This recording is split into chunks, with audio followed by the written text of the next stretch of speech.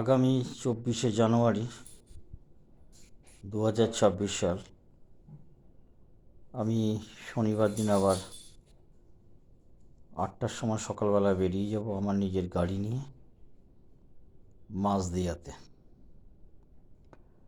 মাঝদিয়া আদিত্যপাড়াতে যাব।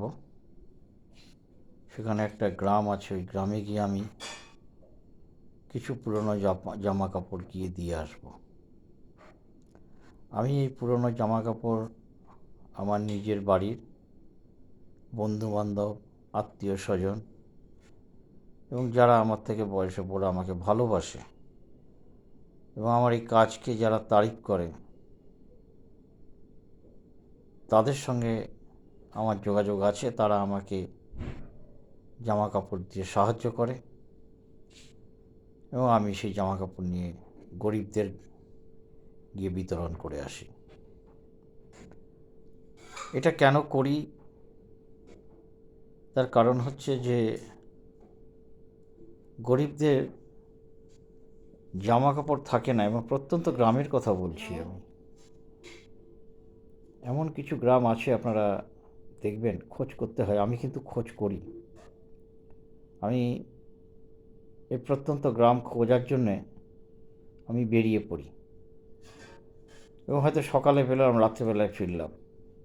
এই গ্রাম খুঁজতে খুঁজতে বা টোটো নিয়ে কিছু দূর যাওয়ার পরে সেই গ্রামের টোটো ঢোকে না, সেখানে গিয়ে হেঁটে অনেকটা যেতে হয়। আমি খুব ভালো, পায়ের সমস্যা, হাঁটতে না পারলেও হেঁটে সেই গ্রামে যাই আমি। এটা আমার একটা চিরদিনের একটা অভ্যাস, যে এই সমস্ত কোয়ারি করা বা এই সমস্ত জায়গায় যাওয়া, গরিব মানুষ, অসহায় যারা, তাদের পাশে গিয়ে দাঁড়ানো। তার জন্য আমি এটা করি। আমি অবসর নেওয়ার পর থেকে, আমি রেলে কাজ করতাম, আমি 21 সালে অবসর নিয়েছি, তারপর থেকে আমি এই কাজটা করে বেড়াই। আমি এতদিন আরামবাগে গিয়ে দিয়ে এসেছি। বছর 4 আমি আরামবাগে জামা কাপড় দিয়েছি। গত বছর আরামবাগ যাইনি, বিশেষ কারণবশত। নিশ্চয়ই সে কারণটা মানুষকে জানানো দরকার। তো গত বছর আমি জামা কাপড় দিতে পারিনি, কারণ গ্রাম খুঁজে পাইনি।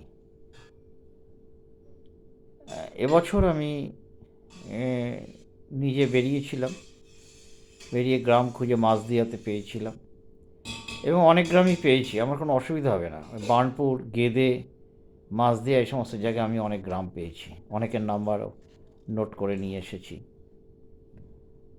যেটা বলছিলাম, যে আরামবাগ প্রত্যন্ত গ্রামে যেতাম আমি।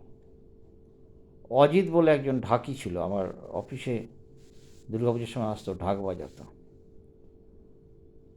তো ওর কাছ থেকে গল্পের মাধ্যমে একদিন শুনেছিলাম যে আমাদের যখন দশমী হয়, তখন ওদের পঞ্চমী বা ষষ্ঠী আনন্দ হয় পুজোর।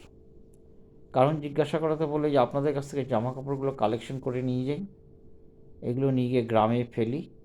আমি একা পড়ি না, গ্রামের সবাই দৌড়ে আসে, সবাই নিয়ে কাড়াকাড়ি করে চলে যায়।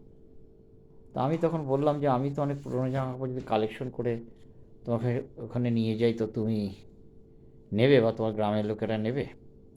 ও বলেছিল হ্যাঁ, এলে খুব ভালো হয়। তা দেখুন, আরামবাগ আমার এই খড়দা থেকে যেতে প্রায় ঘন্টা 3 সাড়ে 3 ঘন্টা মতো নিয়ে নেয়। আরামবাগ বাসস্ট্যান্ড থেকে চলে যাওয়ার পরে 6 কিলোমিটার রাস্তা, আপনি ধুধু মাঠ আর গ্রাম একেবারে, যেটা বলে, একটা চায়ের দোকান পাবেন না। সুতরাং লাঞ্চ করার খুব সমস্যা হতো। ও লাঞ্চের বন্দোবস্ত রাখতো, বারণ করতাম, তা ও রাখতো। যে কোনো কারণেই হোক, 3বার দেওয়া বা চতুর্থবারের যে জামা কাপড়গুলো নিয়েছিলাম, সেই সব জামা কাপড়গুলো নিজেই ওর আত্মীয় স্বজনকে ডেকে নিয়ে এসে ঘরে নিজেদের মধ্যে বিতরণ করে সব নিয়ে নিল।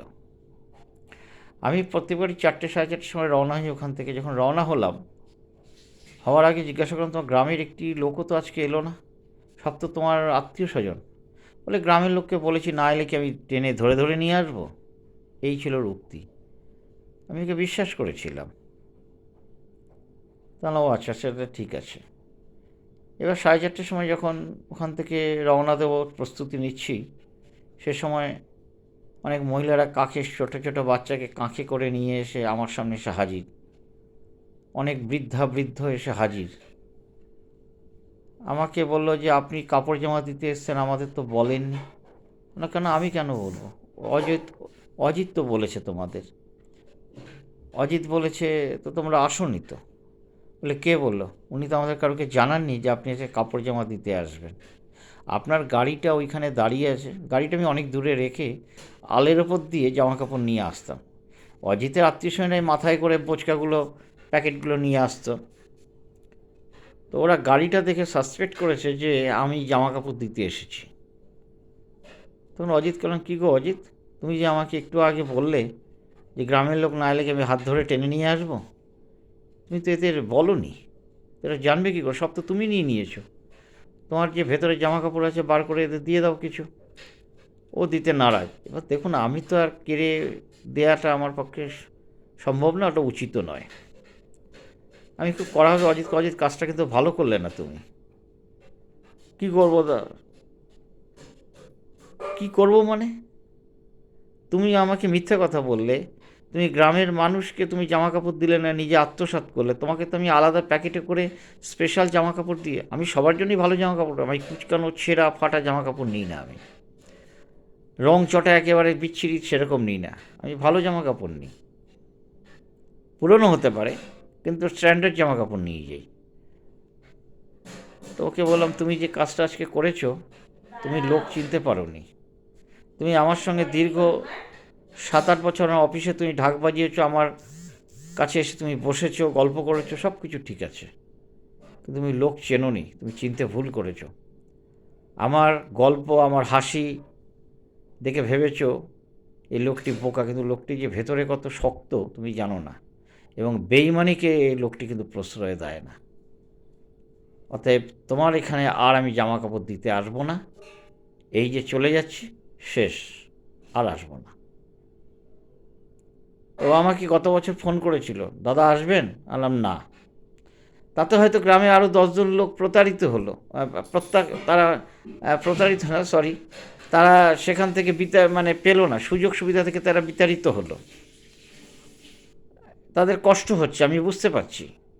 কিন্তু তাদের যেহেতু ফোন নাম্বার আমার কাছে নেই, যদি আমার কাছে তাদের ফোন নাম্বার থাকতো বা তাদের সঙ্গে যোগাযোগ করবার সুযোগটা আমার থাকতো, তাহলে আমি গিয়ে তাদেরকে জামা কাপড় দিতাম, অজিতকে দিতাম না। এটা আমার বদ্ধ ধারণা নিয়ে আমি চলছিলাম, আমি চলতাম। আমি ভবিষ্যতে যদি কোনো কারণে ওদের সঙ্গে যোগাযোগ হয়, ওদিকে নিশ্চয়ই আমি ওদের জামা কাপড় দেবো, তবে অজিতকে আমি একটা জামাও দেব না। এটা পরিষ্কার বলে রাখলাম। কারণ মানুষের জানা দরকার আমি আরামবাগে যাই, জামা কাপড় দিই। হয়তো অজিত বলবে যে দাদা এবার এলো না, দাদা এ করলো, কিন্তু অজিতের কাছে কেন জামা কাপড় দিনের লোককে জানানো দরকার ও বেইমানি করেছে, ও প্রতারক, আমার সঙ্গে প্রতারণা করেছে। প্রতারকদের সঙ্গে আমি কোনো সময় চলি না, ওর সঙ্গে আমি যোগাযোগ সম্পূর্ণ বিচ্ছিন্ন করে দিয়েছি। যাই হোক, আগামী দিন আমি মাঝদিয়ায় যাচ্ছি, সেখানে জামা কাপড় দেবো। যদি সেখানেও যদি এরকম ভবিষ্যতে দেখি, আমি নিশ্চয়ই সেখানেও দেওয়া বন্ধ করে দেবো। এটা আমার নিজের উৎসাহ নিয়ে যাই, গরিবের পাশে থাকি, থাকার চেষ্টা করি। আর্থিক সাহায্য কারোকে করতে পারি না, হয়তো সেভাবে অর্থ যদি আমাকে থাকতো নিশ্চয়ই সাহায্য করতাম। সেই জায়গাটা আমাকে ভগবান দেয়নি, অত অর্থ আমার নেই, সুতরাং আমি অর্থ দিয়ে করি না। আর অনেক গ্রুপ আমাকে বলেছে যে আমাদের সঙ্গে আপনি যোগদান করুন, কিন্তু আমি কোনো গ্রুপে যাই না। গ্রুপ ব্যবসা করে, এটা পরে ব্যবসায় পরিণত হয়। আমি কারোর 1 পয়সা নেবও না, কারোকে 1 পয়সা দেবও না। যা খরচা হবে আমার হবে। আমার সঙ্গে 2-1 জন যায়, আমার ড্রাইভার যায়, আমার সঙ্গে আমার কোনো বন্ধুবান্ধব বা কেউ একজনকে নিয়ে যাই।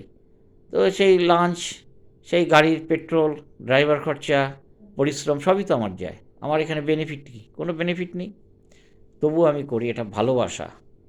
আমি চেষ্টা করেছি বা চেষ্টা করব, যতদিন সুস্থ থাকবো ততদিন আমি এটা পৌঁছে দেওয়ার জন্য।